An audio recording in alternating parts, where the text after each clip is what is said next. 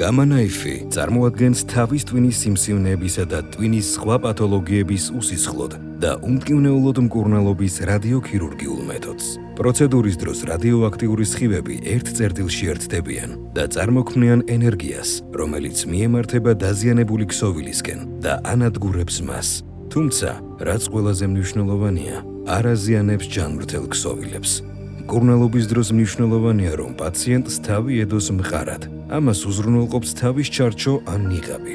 თუ მკურნალობის დროს გამოყენებული იქნება ნიღაბი, ის უნდა დამზადდეს სპეციალურად პაციენტისთვის. დრეკადი ნიღაბი ერგება პაციენტის სახეს და აფიქსირებს თავს მყარად. იმისთვის, რომ ზუსტი და ინდივიდუალური მკურნალობის გეგმა შედგეს, საჭიროა პაციენტის თავის ტვინის ვიზუალიზაცია, MRT კატეკულებების ჩატარება, რის მიხედვითაც ხდება დაგეგმარება. შემდეგ კი გეგმა იტვირთება სისტემაში და ირჩევა რადიაციის ზუსტი დოზა. კამერა აკონტროლებს პაციენტის მოძრაობასა და მდგომარეობას. პროცედურა შესაძლოა გაგრძელდეს რამდენიმე წუთი ან 1 საათი.